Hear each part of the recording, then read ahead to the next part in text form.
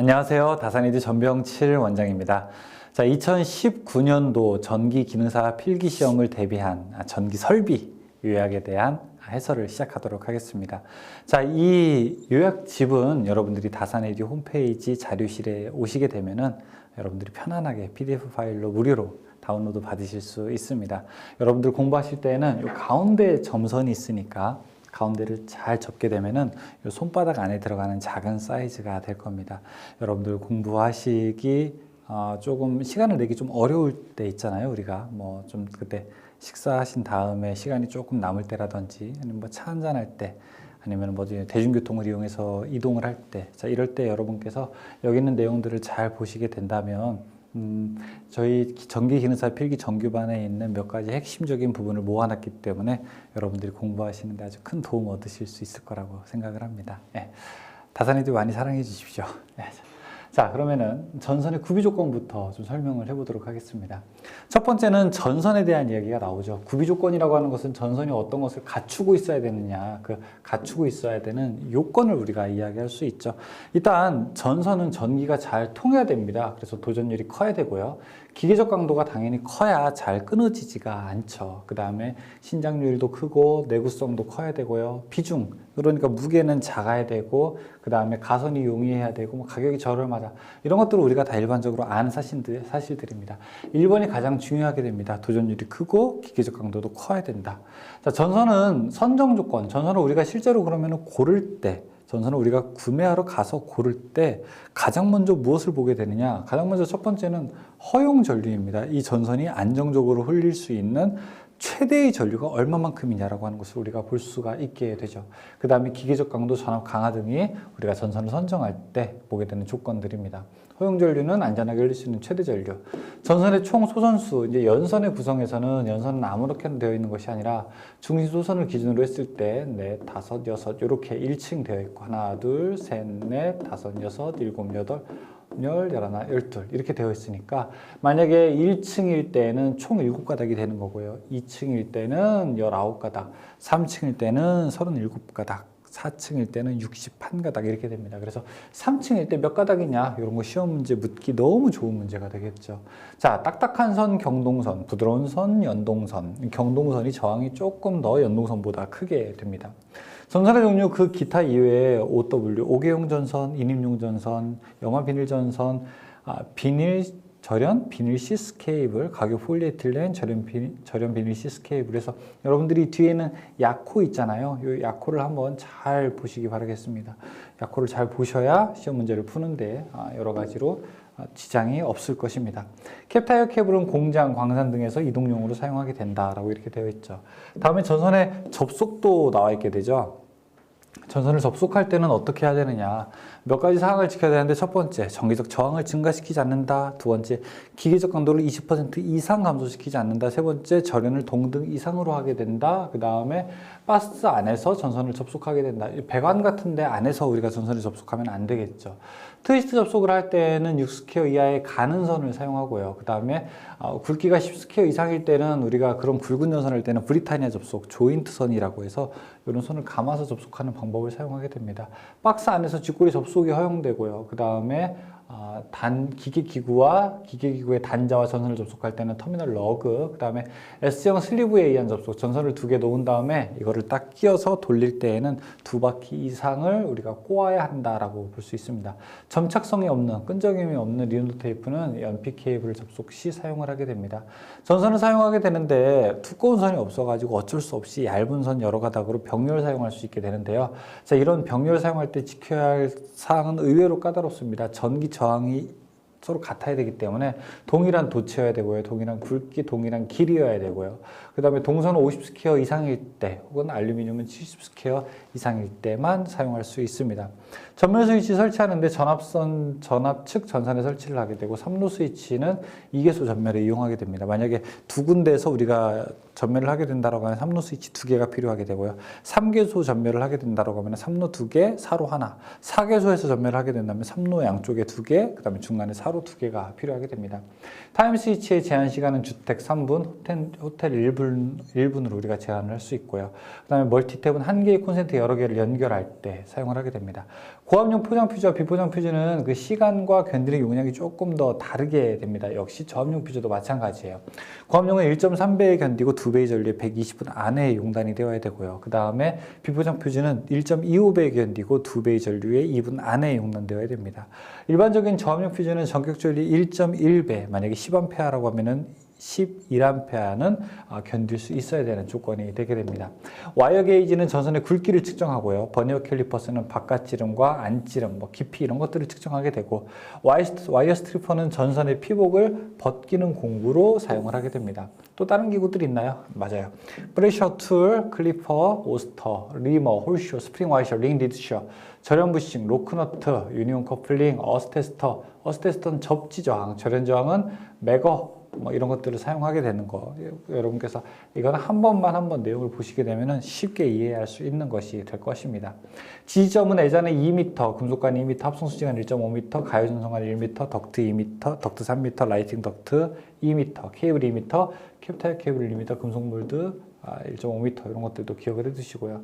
애자라고 하는 것은 절연성이 있어야 되고요. 난연성이 있어야 되고 내수성도 있어야 됩니다. 내유성이 있어야 된다 이런 거는 답이 안 됩니다.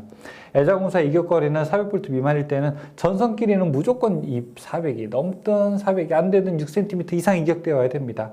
전선과 조형제는 2.5cm 그리고 400V 이상일 때는 4.5cm. 근데 여기서는 조금 조건이 들어가요. 사실은 원래 습기가 있는 곳에는 이렇게 우리가 조금 더 이격을 해둬야 된다는 조건이 있습니다. 금속 전선관의 종류는 후광 전선관, 근사 안찌름으로 하게 되는데 후짝 박홀이어가지고 후광 전선관은 조금 짝수로 나타내고 그 다음에 박광 전선관은 홀수로 나타내게 되죠. 공률 반지름 반드시 6배 이상이어야 되고요. 그 다음에 꺾어지는 개소는 3개소를 넘으면은 안 됩니다. 3개까지 가능하게 되고 만약에 3개가 넘게 되면은 풀박스나 정크션 박스를 우리가 설치해서 도중에 쉬어가는 코너를 하나 만들어야 되는 것이죠. 콘크리트에 매입할 때는 두께가 1.2mm 이상이어야 되고요. 전자적 불평을 방지하기 위해서 왕복도선을 반드시 같은 관 안에 넣어야 된다. 그 다음에 전선의 굵기가 서로 다를 때는 32%까지 넣을 수 있고 만약에 서로 같을 때는 40%, 그 다음에 최대 약전류 전선일 때는 48%까지 같이 넣을 수 있게 됩니다. 이 금속배가 또 도체이기 때문에 접지를 해야 되는데 400V 미만일 때는 3종, 400V 다 넘을 때는 특3종 접지를 사용을 하게 됩니다. 경질 비닐 전선관, PVC관 이런 것들 할 때는 2mm 이상인 것을 사용하게 되고요. 배관내의 전선이 10스퀘어를 초과할 때는 연선을 사용하게 되고요. 그러니까 10스퀘어까지만 단선을 사용할 수 있게 됩니다. 커플링 삽입할 때는 접착제를 사용하게 되면 이 깊이를 0.8배까지 할 수 있고 사용하지 않게 되면 조금 더 넣어서 1.2배 정도까지는 넣을 수 있습니다. 금속재 가해전선관은 0.8mm짜리 이상을 사용하고요. 자, 커플링이 있는데 가요전선관 상호 접속, 가요전선관끼리 접속할 때는 스플릿 커플링, 가요전선관과 금속관을 접속할 때는 우리가 컨비네이션 커플링을 사용하게 됩니다. 덕트는 우리가 지지점이 3m였었어요. 그렇죠? 3m 이하마다 지지하게 되는데 덕트는 뚜껑이 같이 있게 되는 것이죠. 뚜껑을 쉽게 열리지 않는 구조로 되어야 되는 것이고 덕트의 끝 단면적은 쥐나 고양이 이런 것들의 침입을 방지하기 위해서 덕트의 끝부분은 반드시 마감 처리를 잘 해야 됩니다. 반드시 절연 전선을 사용하고요. 그 다음에 전선 내에서는 접속점이 없어야 됩니다. 이거는 덕트뿐만이 아니라 금속관, 가요전선관, PVC관, 합성수지관, 다른 것도 다 마찬가지가 됩니다. 단면적의 총합이 금속 덕트의 단면적이 20% 이하가 되도록 해야 되고요. 제어 회로 같은 걸 넣을 때는 50%까지는 우리가 봐줄 수가 있습니다. 역시 금속재를 사용할 때는 우리가 접지를 하게 되는데 400V 미만일 때는 3종, 400V 다 넘을 때는 특3종 접지를 해야 되겠죠. 버스 덕트, 전력 전송용으로 사용되게 되는 버스 덕트는 도중에 부하를 꽂을 수 있는 플러그인 버스 덕트, 바닥에다 설치하게 되는 플로어 덕트 400V 미만에서 사용을 하게 되고요. 덕트의 부속품의 두께 2mm 이상의 강판을 사용하게 된다라고 되어 있습니다. 케이블도 역시 곡률 반지름이 6배인데 단심일 때, 선이 하나일 때는 우리가 몇 배? 8배로 사용을 할 수가 있습니다. 자, 폭연성 분진, 가연성 장소에는 금속관을 사용할 수 있다. 나사를 몇 턱으로 만들어야 되냐? 5턱으로 만들어야 된다. 가연성 분진이 있는 곳에서 사용 가능한 거 합금캐. 자, 진리도록 외우셨죠? 어떻게? 합금캐, 합성수지관, 금속관, 케이블 기억할 수가 있고요. 위험물이 있는 곳도 역시 합금캐, 다음 중 위험물이 있는 곳에서 설치를 할 수 없는 것은 합금캐 아닌 것. 이렇게 우리가 대답을 할 수가 있죠. 화약을 저장하는 곳에서는 원칙적으로 조명 설비만 가능하게 됩니다. 그래서 대지전압은 300V 이하만 사용할 수 있게 되는 것이고요. 그냥 아무거나 사용하면 안 되겠죠. 전폐형 구조를 당연히 사용하고 그 다음에 전폐형 구조를 사용하게 되고 그 다음에 화형 저장소의 인입구까지는 케이블을 사용해서 지중선로로 우리가 공사를 해야 되겠습니다. 흥행장, 극장, 영화관 이런 곳이죠. 우리가 사용전압은 400V 미만이 되어 있는 것이고 과열이나 아크 등의 염려가 있다라고 하게 되면 전선이 열에 잘 버틸 수 있는 구조가 있는 내열선 피복 전선을 사용할 수 있습니다. 다음에 이제 이런 곳에서 특수 장소 같은 곳에서는 각각의 전용 계폐기 및 과전류 차단기 시설하는 게 좋고요. 전기 울타리 시설할 때는 사용전압 250V 미만, 그 다음에 4스퀘어 이상의 경동선을 사용할 수 있고 교통신호등이나 도로의 발열선은 300V 이하를 사용할 수 있습니다. 소세력 회로 역시 전압이 제한될 수가 있게 되는 것이죠. 전압의 종류는 우리가 직류, 교류 나눠서 저압은 750, 그 다음에 600V 이하, 그 다음에 고압은 그거를 넘고 7000까지, 특고압은 7000을 넘는 것을 우리가 저압의 종류라고 부르게 됩니다. 근데 우리가 전기사업법이 2021년부터는 바뀌게 됩니다. 그래서 이거 전압은 조금 나중에 바뀌게 되는데 지금은 문제가 없습니다. 2019년도에는 여러분 아무런 문제도 없습니다. 옥내전로의 대전압에서는 사용전압이 400V 미만, 대전압은 300V 이하로 제한이 되게 됩니다. 자, 여기서 이제 접지공사의 목적 나오게 되는데요. 접지공사를 하는 이유는 여러 가지가 있겠죠. 자, 누설전리라는 감전방지가 가장 첫 번째고요. 고자 혼촉에 의한 감전방지, 신속하게 동작, 개전기 신속하게 동작, 전압 상승, 억제, 뇌해방지 이런 거 있어요. 자, 전로 이상 고전압 발생 시 대지전압 상승을 억제하는 겁니다. 그렇죠? 요 억제예요. 상승하게 한다 아닙니다. 억제한다는 거예요. 상승을 줄이는 겁니다. 접지저항과 접지선의 최소 굵기 1종은 10옴, 2종은 일선 지락 전류분의 150, 3종은 100옴, 그 다음에 특3종은 10옴. 요 접지 저항값 보셔야 되고 접지선의 굵기도 기억을 하시기 바라겠습니다. 3종은 그냥 2.5로 똑같은데 여기는 6이랑 16만 다르게 됩니다. 일종 접지 공사를 하게 되는 거는 고압이나 특고압 기기기구의 외함이나 필회기, 특고 계기용 변성기 2차측 이런 데다 설치를 하게 되고 우리가 주상 변압기 2차측 중성점 이런 얘기 나오게 되면은 보통 우리가 이종 접지, 그 다음에 400V 미만의 저기계기구, 그때 3종, 거기서 또 하나 플러스 네온 변압기 외함 들어가게 되고요. 특3종은 400V가 넘는 저압기계기구의 외함이에요. 그리고 엔드 풀용 수중조명 등 우리가 풀장용 수중조명 어디 있다고 했어요? 아무 집에나 있는 거 아니죠? 특별한 집에 있다라고 생각을 하시면 좋습니다. 그래서 특별 3종 접지공사는 풀용 수중조명 등에 있다. 자, 접지공사의 방법은 일단 지하 깊숙이 매립하는 것을 원칙으로 합니다. 몇 cm? 75cm 이하로 묻게 되고 지하 75부터 그 다음에 지표면 2m까지는 사람이 닿을 우려가 있기 때문에 합성수지관이나 기타 동등 이상의 절연 효력이 있는 것으로서 덮어야 되는 것이고요. 지표상 60cm, 60cm까지 접지선 부분은 절연전선을 제외한, 그러니까 절연전선, 오토블선을 제외한 나머지 선으로 우리가 잘 배선을 해야 될 것입니다. 자, 그리고 접지선을 철주 등으로 사용하게 되는 경우, 만약에 여기 철주가 있는데 여기다가 접지를 고정하게 된다면 그러면은 이 접지선의 이상 전류가 다시 철주로 올라갈 수 있기 때문에 여기서 1m 띄어서 바로 접지극을 삽입을 할 수가 있게 되는 것입니다. 수도관로를 접지극으로 사용하고 싶을 때는 3옴 이하의 접지극이 3옴 이하일 때 접지극으로 사용할 수 있게 됩니다. 절연 내력 시험은 10분간 시험하게 됩니다. 그래서 절연 내력 시험은 내압 시험을 하게 되는데 여기가 바로 이제 절연 내력 시험이 되는 거고요. 자, 절연 저항이라고 하는 것은 절연 저항 시험. 우리가 얼마나 누설 전류가 적게 되느냐, 얼마나 절연이 잘 되어 있느냐라고 하는 것을 알 수 있는 게 바로 절연 저항 시험이죠. 150V 이하일 때 0.1, 150에서 300일 때 0.2, 300에서 400일 때 0.3, 400 초과일 때 0.4인데 이거 기억하기 쉽다고 했었죠. 그렇죠? 왜냐? 150V 이하는 110V잖아요. 0. 집어넣으면 0.1이죠. 150에서 300 가는 거 220밖에 더 있어요. 0. 하면 0.2죠. 300에서 400 얼마예요? 380V 있잖아요. 상용은. 그렇죠? 0. 하게 되면은 0.3, 400V 초과할 때는 앞에 0. 붙이면 0.4죠. 그렇죠? 그래서 앞에 있는 것들 우리가 상용전에다가 앞에 0.만 붙이게 되면 쉽게 절연 저항값 계산할 수가 있죠. 자, 전선의 내압 시험은 시험 전압이 7000V 이하일 때는 1.5배인데 최저 전압은 500V입니다. 그래서 만약에 내가 300V짜리가 있게 되는데 아니에요. 200V가 있게 되는데 200V를 1.5배 테스트하게 되면 얼마입니까? 300이잖아요. 그렇죠? 그럼 300인데 500보다 작게 될 때는 그냥 최저 500이라고 하는 겁니다. 우리 택시 기본요금 얼마라고 하는 것처럼 기본요금이 500V다라고 이제 기억을 할 수 있고요. 22,900V에서는 우리가 0.92배를 계산할 수가 있게 됩니다. 저압계폐기 시설할 때 부하 전류를 차단할 필요가 있는 곳에서의 우리가 저압계폐기를 시설하게 되고요. 과전류 차단기는 퓨즈, 배선료 차단기 이런 것들이 있게 되는데 어디에다 설치를 하게 되느냐? 고압 및 특별고압의 전로, 간선의 전원층이나 분기점. 자, 그런데 안 되는 곳.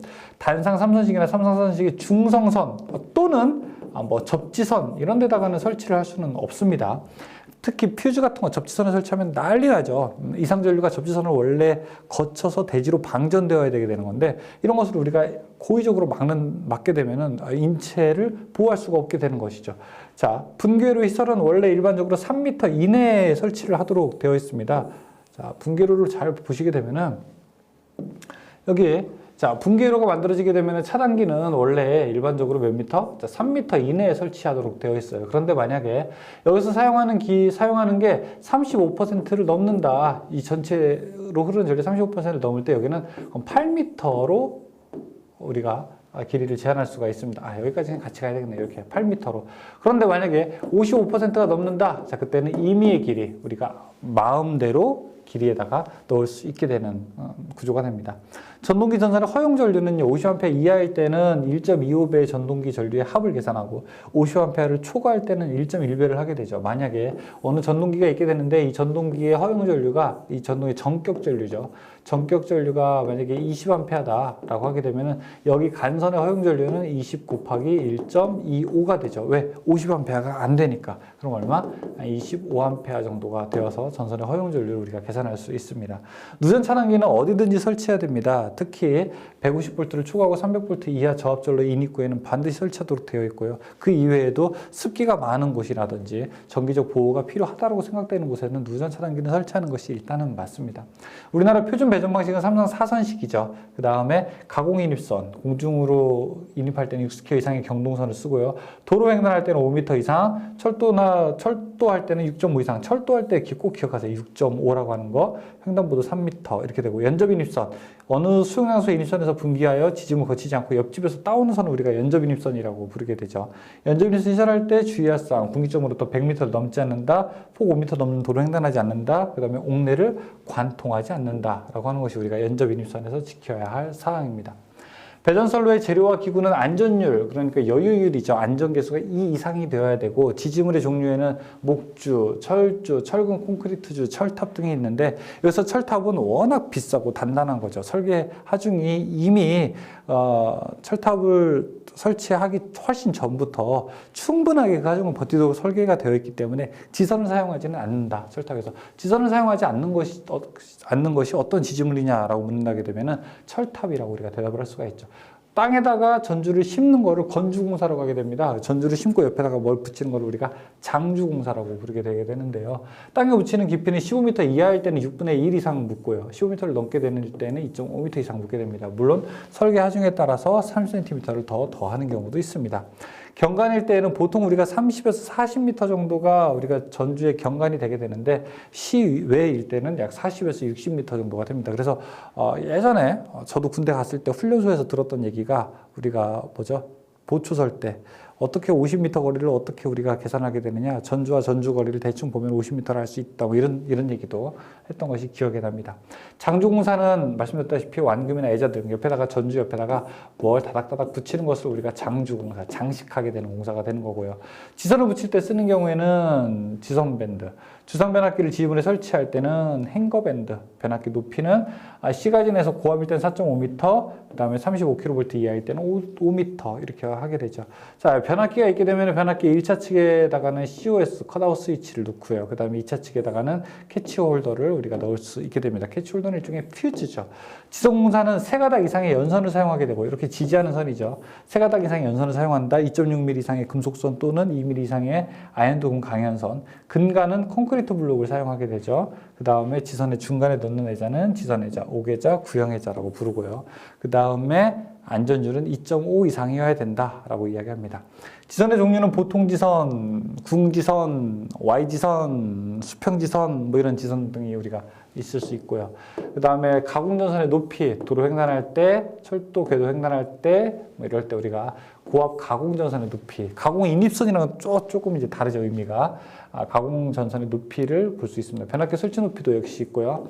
자, 지중전선로, 땅으로 가는 전선로는 관로로 갈 거냐, 암거로 갈 거냐, 혹은 직접 매설할 거냐, 이렇게 종류를 나눌 수 있습니다. 제일 비싼 게 이제 암거식이죠, 그렇죠? 사람이 하나 서서 들어갈 수 있을 만큼의 어떤 통로를 만드는 것이 암거식이라고 우리가 이야기할 수 있습니다. 직접 매설식 할 때 묻히는 깊이는 1.2m 이상 묻어야 돼요. 중량물의 압력이 있을 때, 없을 때는 우리가 0.6m로 매설 깊이를 조금 더 줄일 수 있게 됩니다. 자, 배전반에서는 우리가 큐비클형이라고 이야기를 하게 되는데, 사면을 폐쇄해서 만든 게 폐쇄식 배전반이 되고요. 앞면과 옆면은 우리가 2m 이상의 간격을 만든다. 분전반은 숨겨놓지 말자. 분전반은 좀 잘 보이는 곳에 두자. 혹시 비상시에 전원을 차단하거나 올릴 수 있어야 되니까 숨기지 말자라고 되어 있고요. 그 다음에 교주류 과전류 계전기, 오버커런트 릴레이라고 해서 OCR도 여기서 설명이 들어갑니다. 차단기, 이걸 우리가 소호 매질에 의한 분류라고 이야기하게 되는데, 차단기에서 발생하는 그 접점의 개펫이 발생하는 아크를 어떤 매질로 없앨 것이냐. 그냥 공기를 없애자라고 하는 것은 기중차단기, 기름을 없애자, 유입차단기, 진공을 없애자, 진공차단기, 그 다음에 압축 공기를 없애자, 공기차단기, 가스를 없애자, SF6 가스를 이용한 그러면은 가스차단기. 이렇게 해서 우리가 소호 매질에 의해서도 분류를 할 수가 있게 됩니다. 가스열은 부하 개폐기는 GS라고 부르게 되고요. 자동 제페로 차단기는 리클로저스, 자동 고장 구간 개폐기는 ASS. 함이라고 하는 거, 뭐 제어함, 컨트롤함 이렇게도 나타나게 되는데요. 뒤에다가는 절대 배선을 하지 않고 전면에만 배선을 우리가 하게 됩니다. 내 아크성, 아크에 의해서 견딜 수 있는 구조가 되어야 되겠죠. 뭐 강판의 두께까지도 나와 있습니다. 우리가 이제 전기 기호에서는 천장에다가 숨겨라라고 하게 되면 그냥 이렇게 실선을 긋게 되고요. 꼭 이렇게 쓰게 되는 게 콘센트죠. 원래는 이렇게 쓰게 되는 게 이제 콘센트가 되는데요. 자, 이렇게 콘센트를 한쪽을 칠하게 되면은 그쪽을 벽에다가 붙여라 해서 벽붙이 콘센트가 됩니다. 워터프루프라고 해서 WP를 방기하게 되면은 옆에다 적는 걸 방기한다고 그래요. 옆에다가 WP라고 쓰게 되면은 이거는 방수형, 익스플로션, 이거는 폭발 방지형이라고 해서 방폭형이라고 우리가 쓸 수 있습니다. 지진 감지기는 earthquake니까 EQ, 그 다음 배선율 차단기는 breaker에서 B, 배전반, 분전반, 제어반. 이거 배, 분, 제 이렇게 외워요. 색깔이 아무것도 없는 거는 배, 하나만 있는 거는 분, 그 다음에 두 개 있는 거는 제. 배, 같이 해보죠. 분, 그 다음에 제, 이렇게 쓸 수가 있죠. 진산형 콘덴서는 콘덴서 기호가 돼 있죠. 실링 라이트, 천장에 있는 라이트는 우리가 CL로 표현될 수 있고, 피렉이라는 것도 이렇게 기호로 나타낼 수가 있습니다. ZCT는 지락사고 시 영상 계전기에 영상 전류를 공급해서 고장이 났다는 것을 알 수 있게 되는 거고요. 그다음 피레기는 18kg짜리 용량을 배전설로 구간에 설치를 하게 되고, 차단기는 고장 전류를 차단할 수 있으나 이런 것들이죠, 그렇죠? 그러나 단로기는 충전 전류를 차단하고 무부하 전류를 개폐하는 역할을 하게 되는 겁니다. 방전 코일, 디스차징 코일이라고 하는 것은 전력용 콘덴서의 잔류 전하를 방전하는 역할을 하게 됩니다. 수용률 계산할 때는 전기 설비에서 부하 설비분의 최대 수용 전력을 우리가 수용률로 계산하게 됩니다. 보통 이제 아파트 주택 같은 경우에는 60에서 약 70% 정도로 계산을 하게 되고, 우리가 부하 설비 용량 추정은 어떻게 하게 되느냐?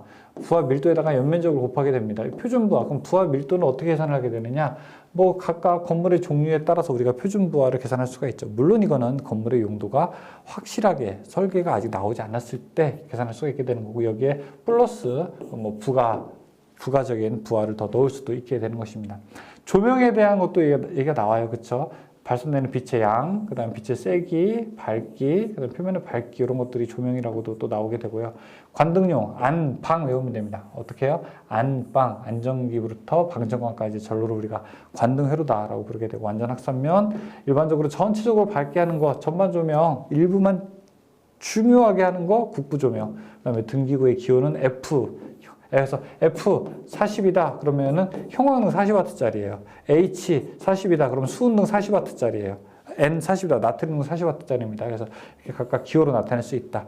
우리가 등기구의 개수를 세는 거는 이 FU에는 EAD, 그래서 광속, 조명률, 뭐 개수는 면적에다가 그 다음에 조도에다가 그다음 감광 보상률 계산하는 거다라고 해서 몇 개냐라고 하는 거, 뭐 이렇게 등기구를 몇 개 있어야 되느냐, N은 FU분의 EAD 이런 식도 우리가 계산을 할 수가 있습니다. 실지수라고 하는 거는 룸 인덱스라고 그래요. 방에 있는 지수라고 해서 XY는 가로 세로의 길이, 그 다음에 H는 높이를 나타내게 되는데 이런 실지수를 곱해서 우리가 효과적인 조명 설계를 또 구할 수도 있게 됩니다. 자, 여기까지 우리가 전기 설비 요약집을 설명 다 드렸습니다. 여러분 다산에듀 홈페이지 오시게 되면은 여기 있는 것과 함께 전기 이론, 그 다음에 전기기기 2019년도 판으로 새로 만나보실 수 있습니다. 다산에듀는 여러분들의 시험 공부에 든든한 반려자가 되고 싶습니다. 다산에듀에서는 이런 요약집을 제공하는 것뿐만이 아니라 CBT 모의 시험이라든지 아니면 정규반, 그 다음에 출제 예상 문제, 다양한 상품들이 있으니까 여러분이 시험 보시는데 큰 도움을 드리고 싶은 것이 저희의 마음입니다. 항상 다산에듀를 사랑해 주시고 다산에듀도 여러분들과 함께 좋은 교육의 시간을 마련하도록 하겠습니다. 감사합니다.